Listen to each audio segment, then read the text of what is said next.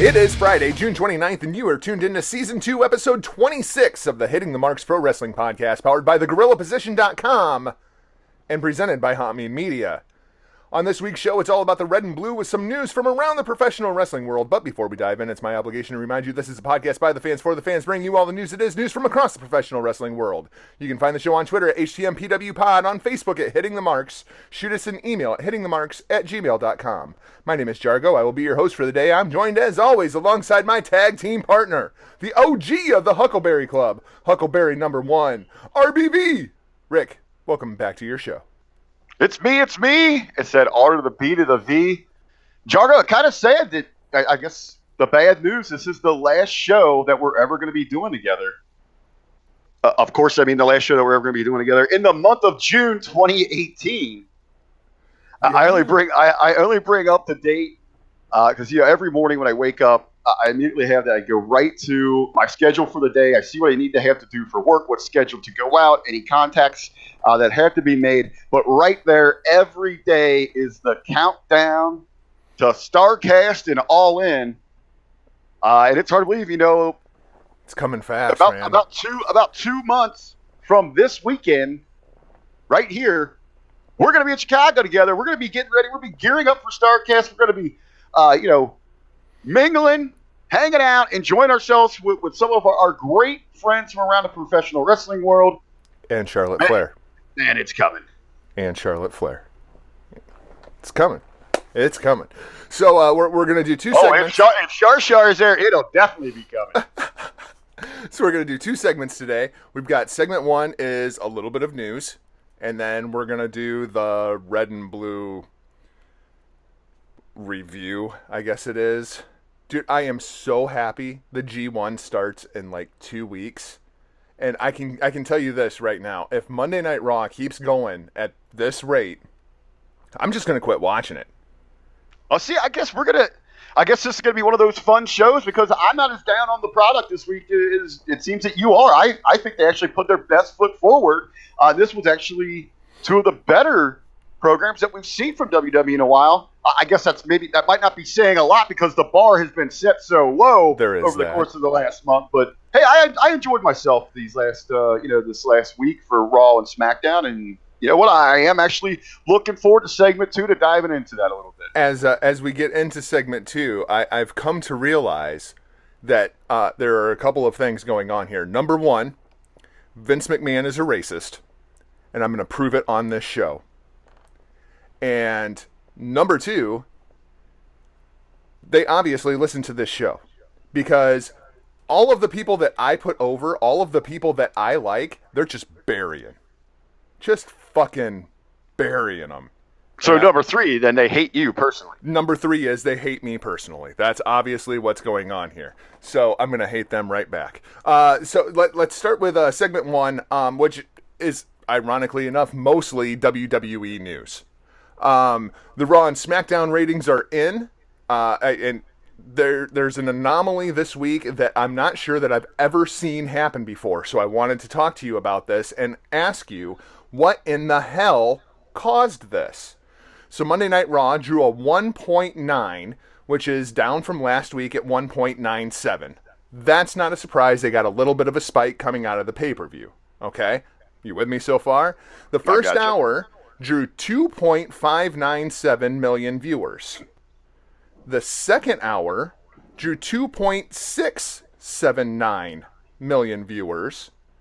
And the third hour drew 2.734 million viewers. The ratings went up all 3 hours. That's the first time this year that's happened. I was going to say a little bit of is it opposite day?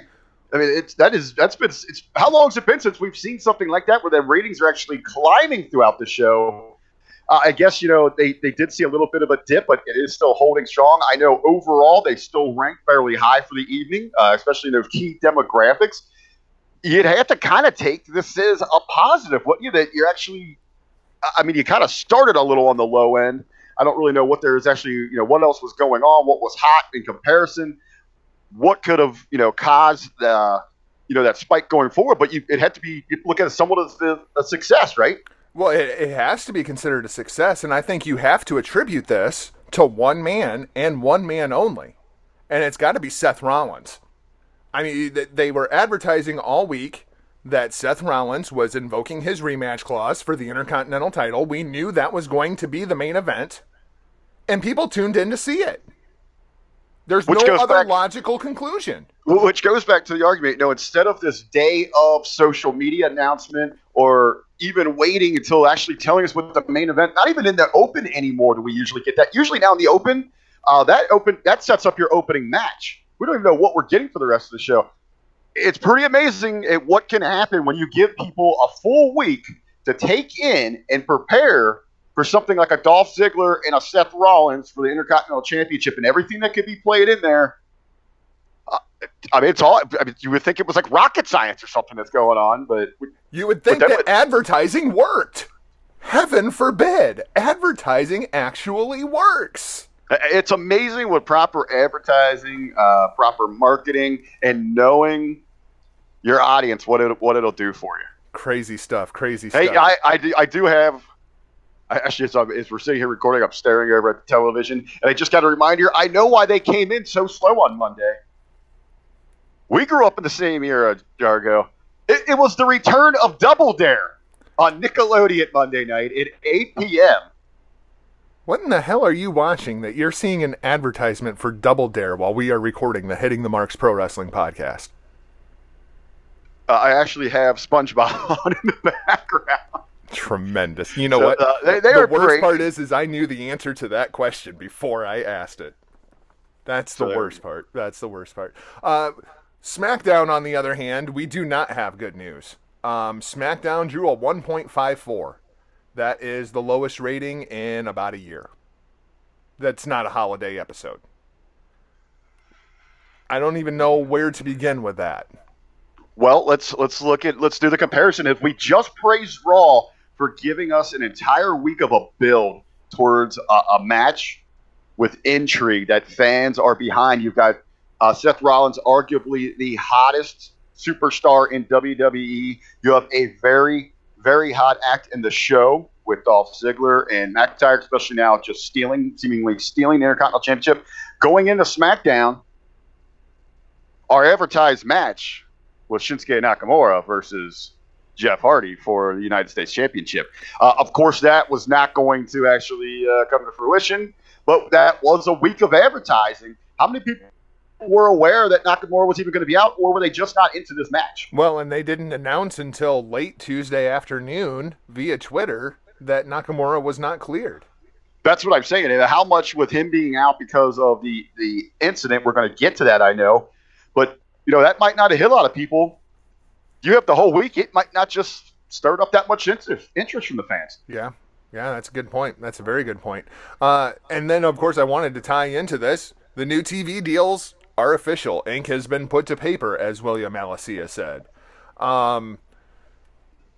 Fox, you had a chance. You could have backed out. I mean, the window was open, and now you've put ink to paper. I am just blown away by these deals. But what I really wanted to talk to you about is it seems as though NXT 205 Live and some potential studio show, hopefully something similar to a Talking Smack, now have the potential of finding a home on FS1. 205 Live, I like the idea of joining FS1. I'm not sure that I like NXT joining FS1. Where are you at with this entire Fox Sports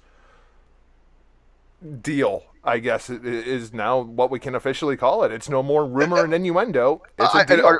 And are we set in stone where SmackDown is going to air? SmackDown will be on Broadcast Fox. That is going to remain on Broadcast Fox. Okay, then I have to apologize for a misstatement that I made Tuesday over on Smack Talk. I was just getting the news. We were just getting finalization before Ray and I went on the air.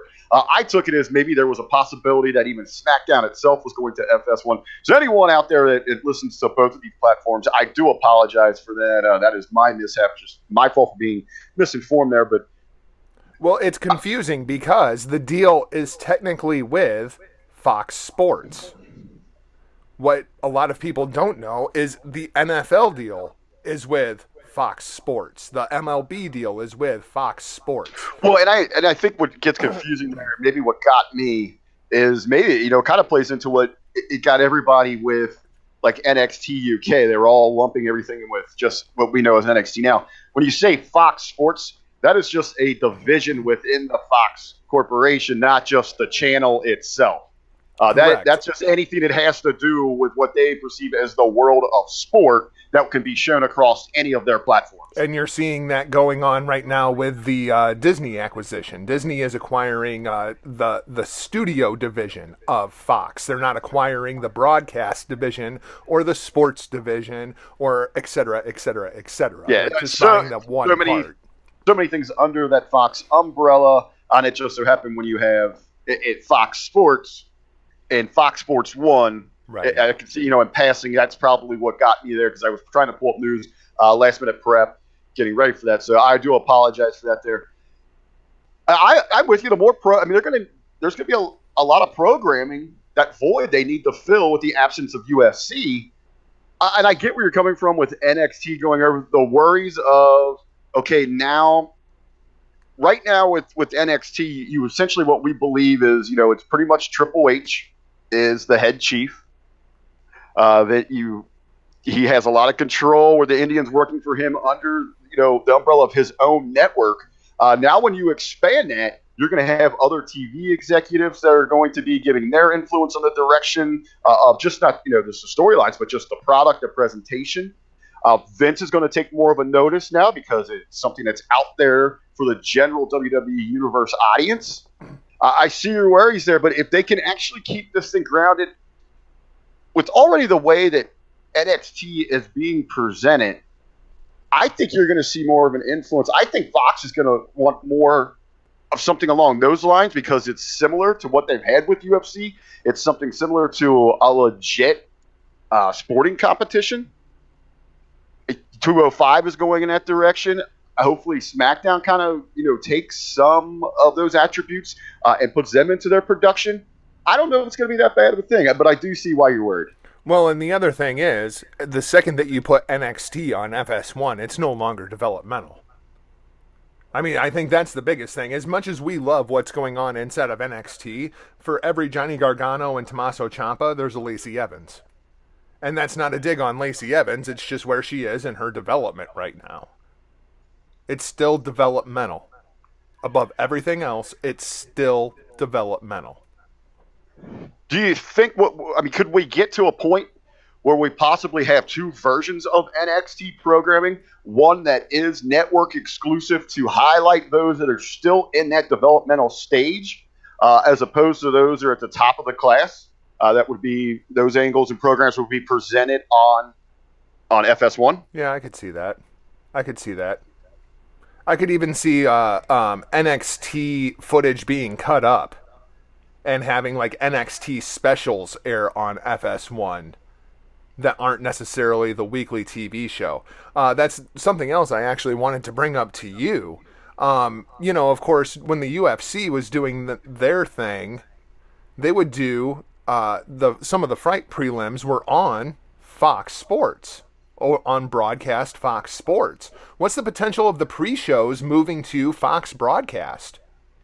I think this is a tremendous idea, and we've actually had this pitched to us a few times by our good friend James Money MacGyver, who is our MMA guy, and right when he saw this deal, them possibly positioning to take that role with Fox Sports from the UFC, his is they set up very nice prelim shows on Fox, and then use that to sell for an hour or so leading into the big pay-per-view, which is going on.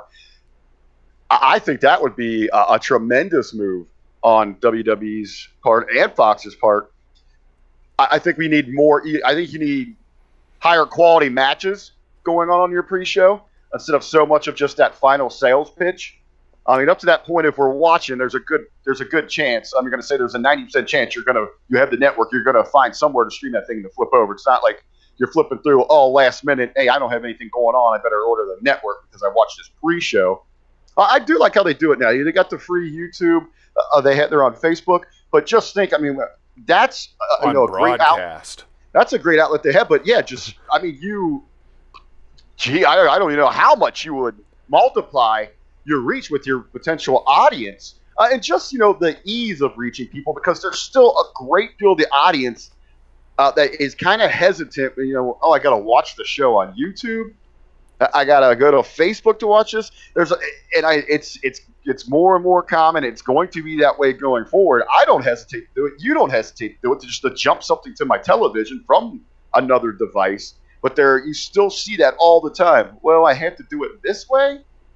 There's still even a lot of people, in their early 40s, 30s that are hesitant to do something like that. Well, and there's a lot of people who probably don't even know about the network.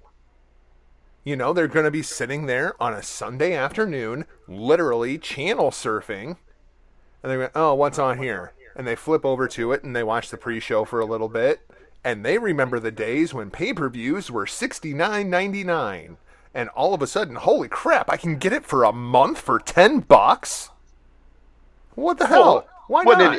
And then all the other things that you really like. And I hope that they run some of those old specials, just, to hype up that the new ones are coming out on the network, like the 24/7 specials, what was the NXT Breaking Ground show. I thought that show was fantastic. If you had like a newer version of that coming out on the network, and you got Fox Sports to run on some slow afternoon or even a night shift where you got nothing going on, run a marathon of that for you, that's going to be, a great outlet to reach a potential new consumer. Absolutely. One thing about this Fox thing, were you going to jump on, or do you have a point there? No, I was gonna move on to the next thing on the list. Jargo, something just kind of popped in my head as we're sitting here talking, and I am flipping around on the television a little bit in the background. This popped in my head. What does this ultimately do with the relationship with ESPN? Oh yeah, the relationship with ESPN is absolutely going to change the second they go to Fox Sports. There's no question about that. But the other thing that you're going to see change is going to be the relationship between Fox Sports Radio and the WWE. I'm very interested to see, is our boy Colin Cowherd going to be pitching us fucking WrestleMania next year? You know what? That's a little bit of a misconception with him. No, I'm just using him as an example. Oh, I know. I think you are going to see that. I think he'll actually have talents on the show. His problem isn't pro wrestling or the superstars within pro wrestling. His problem is the Mark fans. Yep. Yeah. As he dubs them, the booger eaters and the mouth breathers that make up the professional wrestling audience. That is his issue. He has always shown a great deal of respect for the actual performers and the art itself. So I don't think that we'll have any issue really with that crossover with involving him. But yeah, I think across all those platforms, and you've got talents that can get out there. You're going to see John Cena on studio shows. You're going to see Miz on their studio shows. And you know what? The worst part is, he's right. WWE fans are awful. They're just awful people. We're going to talk about WWE fans here in just a little bit. Let's talk about my boy, Rey Mysterio. Booyaka, booyaka. WWE 2K19, Rey Mysterio on the cover. I thought the promo during Raw was awesome. I loved everybody taking off the mask and paying their tribute to Rey Mysterio. And then Rey Mysterio shows up and he simply says, he's back. Rick, what does this mean for All In? Because that's the story I am much more interested in here. Is Rey Mysterio back in the WWE, or is he just back on WWE 2K19? Am I going to get to finally see Rey Mysterio live at All In? That's what I want to know here. I do agree with you 100%. Incredible hype package. Yeah, it was dope. Great promo for it. It was dope. And I'm a Mysterio mark, so I thought it was really cool. As a reminder, now all the speculation is running wild. But, as just a reminder to everyone, and we've had the rumors that he's been talking about a 3-year deal and all this. The 2K deals are separate from WWE. That's correct.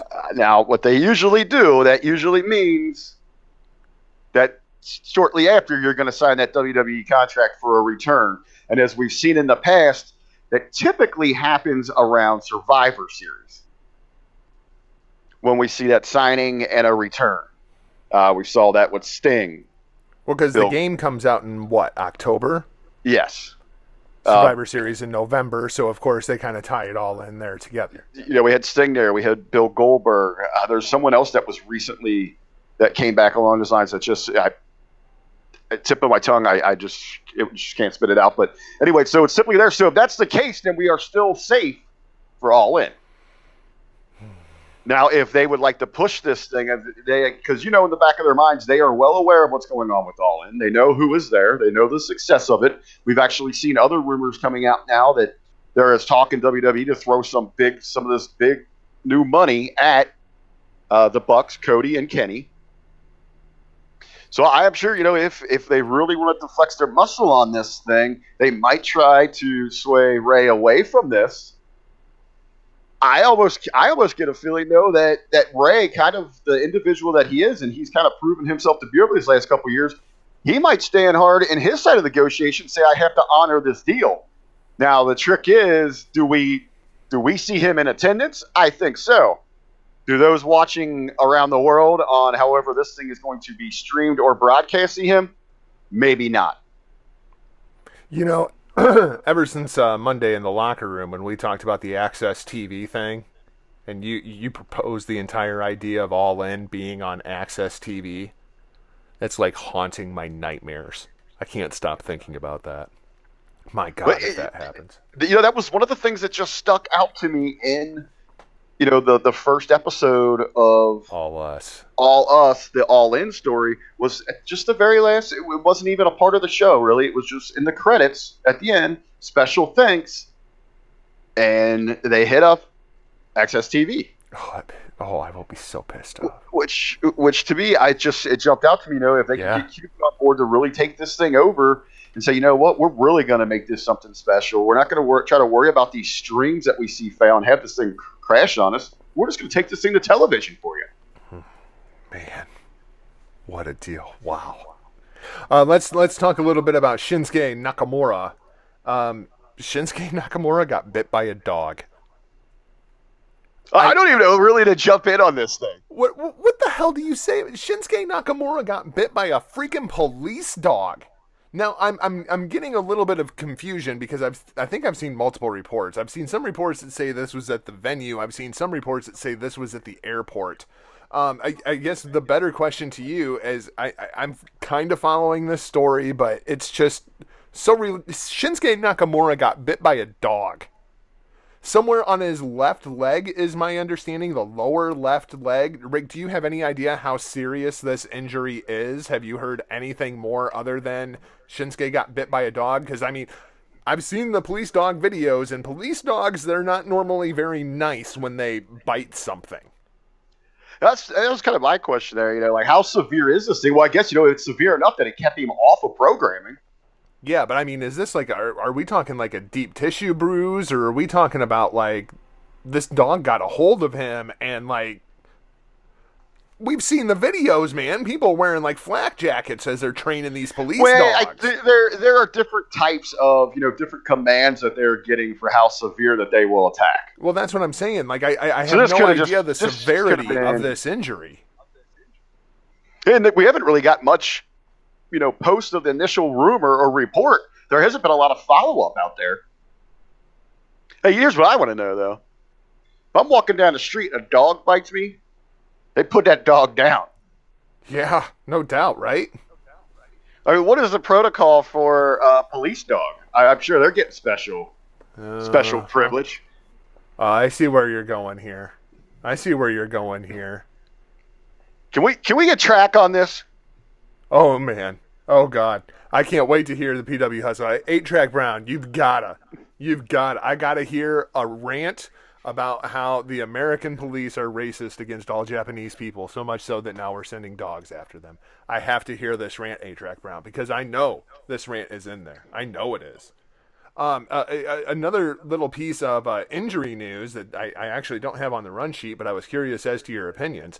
Number one, Oni Lorcan. Did you hear about Oni Lorcan? I did. I actually was picking up. I actually got a multiple injury report up here. I pulled up doing a little prep before we went on. I did. What's the word? What's the extent? It sounds like a fractured orbital bone, which, I mean, that's a pretty serious injury. That's like 6 to 8 months. I didn't think it was that long. Okay, but that is. Well, how long was Aries out? Was he that long? It was quite a while. I mean, I thought he was like helps 4 months.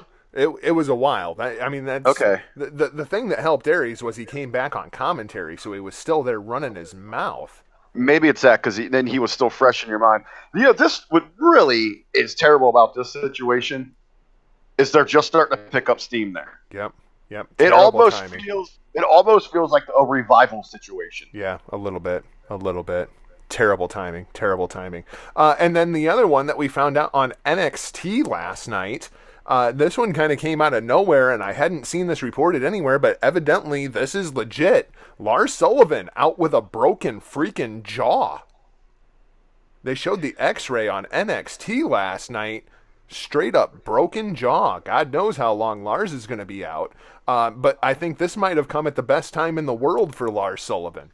I was going to completely agree with you. I don't think this one will keep him on the shelf that long, but this might be one of those instances where this is a blessing in disguise. There was that big question after his defeat at TakeOver Chicago. What is next for him? Should it be a move to Raw or SmackDown? Is there still some business left for him in NXT? And if so, where do you go after kind of failing at the peak of the mountain? This is something that you could really use to retool him and refocus him with a new purpose when he comes back. And that is, again, just to re-solidify he is a monster. Now he is a monster with a major chip on his shoulder. Eli Drake, dummy. Yeah. Eli Drake re-signs with Impact Wrestling. Who saw that one coming? Good for Eli Drake. I'm very, very happy that he is staying in Impact Wrestling, but I thought it was a 100% surefire deal when his contract was up that he was NXT bound. Well, Jargo, let me ask you something here. If you're Eli Drake and you're kind of sitting back and you're looking at other talents that you've seen exit, especially recently, exit Impact Wrestling and head for, greener pastures, say, or, that big payday in WWE, there was probably some doubt in your mind and give you cause to really consider, staying where you're at. Oh, yeah, I absolutely understand that. I'm very curious to see what's going to happen with EC3 right now. Of course, I am trying to go spoiler-free throughout this set of NXT tapings and see how that kind of goes, but it looks as though they are setting up a feud between EC3 and Johnny Gargano. That's a pretty good position to be in right now. I understand a lot of people feel like EC3 has been mishandled thus far inside of NXT, but that's a great place to be. I'm looking at champions had left there, or like other champions besides EC3, like Bobby Lashley, Bobby Roode. Yeah. And you mentioned EC3. That's a great starting point. Him and Eli Drake could be very comparable to a position they would hold within a company. Yeah, because I think Eli Drake would absolutely go to NXT. I don't think he's going straight to the main roster. No, he has NXT all over him.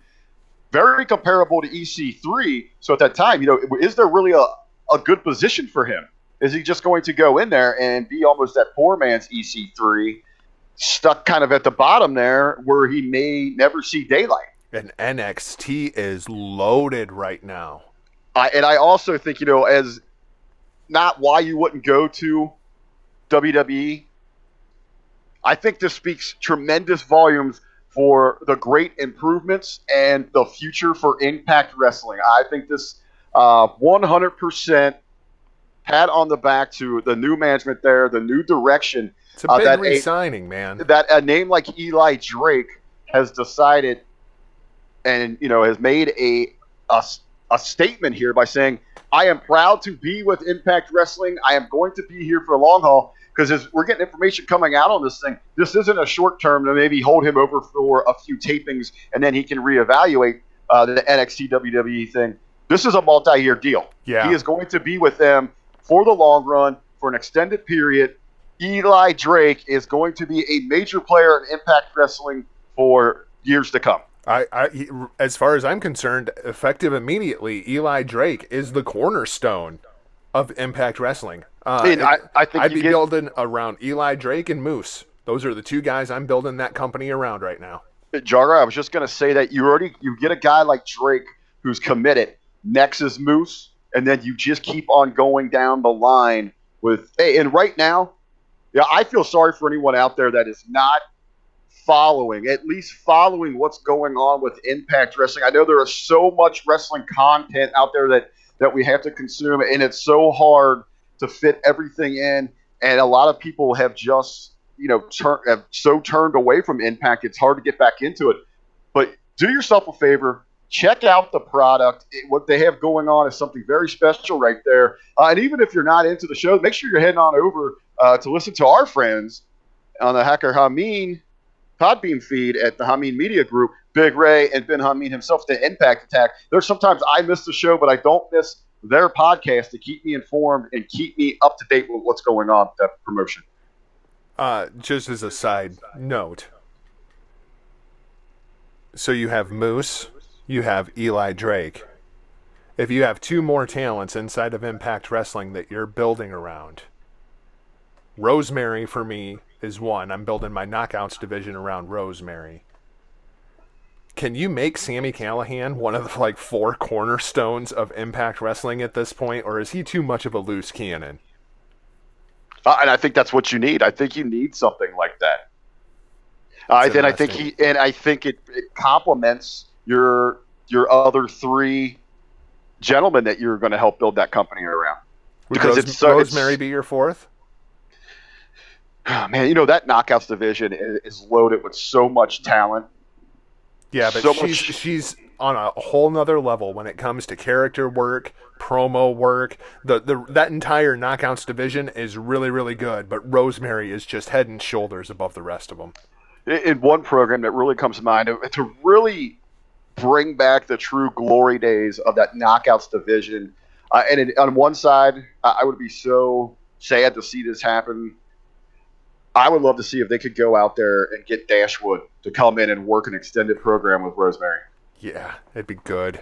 That would be really good. That'd be really good. Damn it, that'd be really good. Let's talk about another company, and that being Pro Wrestling Noah. The match has now been made official. Hideo Itami, or Kenta, I'm very, very curious which way he will be announced, will be taking on Marufuji at Marufuji's 20th anniversary show. Rick, I have a little bit of homework for you. This match comes to us from October 29th, 2006. It is the GHC Heavyweight Championship match between Kenta and Marufuji. This match goes 42 minutes and 53 seconds, and it is a bloody ass whipping. If you haven't seen this match, go watch the match. Rick, this is your homework because I'm sure you've never seen the match. I want you to go watch this match, and then next week we're going to talk about this match and what the potential is here going forward, because I'm very curious what you're going to think of Marufuji, and I'm also very curious what you think of Kenta. Have you ever really watched Kenta work, or have you only seen Hideo Itami? I've seen a little bit of Kenta, and to be very honest, a lot of that came just after his signing with WWE, because I'm not one of those that's naive enough to think that we're going to get that same talent in sports entertainment. So you always have to go out there and do your research to check what they were about before coming stateside. To me, it's like night and day from what we've seen, and I know that it's like two completely different characters, man. Kenta and Hideo Itami are two completely different people. If I didn't know so, if I was just going into this thing blind, I actually think they were actually two different separate individuals. Yeah, it's ridiculous. It almost even down to physique, how they carry themselves in the ring. You could really tell it, and I guess maybe he's getting a little bit of it back now. But there was for a long time a huge disconnect between those two. Well, and I think the biggest thing is the thing that I noticed immediately in watching this match, and I haven't watched a Kenta match in years at this point. Just like you were saying, the body language, the swagger, and most importantly, the confidence. Kenta just had that oozing confidence. It's no wonder he was a huge star in Japan, and his number one rival was Marufuji. How much Marufuji have you seen? I'm going to have to. That's going to see someone I'm going to have to go back and research a little bit. I'm going to say little to zero. If you haven't seen much Marufuji, last year, was it last year or 2 years ago now? I want to say it was last year. There was a match that he had with Okada in the G1 that was absolutely incredible. If you're looking for some Marufuji footage to kind of check this guy out, I recommend that match and this match. October 29th, 2006, GHC Championship match against Kenta. Fantastic stuff. I very much look forward to this show. I'm very curious what they have planned, and I'm very curious, how is he going to be announced? Are they going to announce him as Kenta, or are they going to announce him as Hideo Itami? I think it's got to be Kenta, right? You would think, but you know, when Finn Balor went over to ICW, they didn't introduce Prince Devitt. They announced Finn Balor. I still think, but they were more familiar with Finn Balor at that point. I guess maybe this is all going to have to be. I think I don't know how familiar they are. I'm so curious how this is going to go with Itami. I think it's going to have to be Kenta there. But again, it's how much WWE influence are we going to have? Yeah. And I'm maybe they book to go over. Maybe they put the names together. I'm fascinated how this Hideo Kenta Itami. Oh my god, that would be something. And also, I guess one more thing before we wrap up the news segment, toss it over to the break. Ring of Honor Best in the World, of course, going down tonight as you are listening to this, because of course this is live. Hint, hint, wink, wink. This is live, so it's actually Friday right now. This show going down tonight. Ring of Honor Best in the World. Rick and I will be live on One Wrestling Video talking about the show. I hope that we are live. Uh-oh. He hopes that we are live. But in any case, we will have some kind of form of coverage for this thing. We will be covering Ring of Honor Best in the World. And we will let everyone know throughout the day if it's going to be on a delayed release, the pre-tape, or if we can actually manage to pull off this live thing. The only reason I'm just being a little hesitant right now is because I've had some things, some information come to light that I was not completely aware of, so we need to work out some technical difficulties. But we will have all that great coverage from Best in the World. One of the technical difficulties is I'm on a Mac and you're on Windows, and they don't like each other. Big surprise. Actually, more specifically, my Mac and Google just don't like each other. No, my biggest concern was I thought you had the password for the Oh, that's tremendous. So what could prevent us is that since we are newbies over at One Wrestling Video, of course, in association with OneWrestling.com, the home of Bill Apter. Since we are noobs, we haven't been trusted with the keys to the car yet. Oh, fantastic. Big Red, if you're out there, help a brother out. Yeah, and that was something we kind of overlooked. So we know we can get it recorded. We know we can get something going. And hopefully it'll be through video at One Wrestling Video. Otherwise, you're going to be able to hit us here on this platform where, we can do a joint operation somehow, as we usually do for these big shows. So let's throw it over to the break, and we'll be right back. And I'm going to prove once and for all in segment 2 that Vincent Kennedy McMahon is a racist. We'll be right back.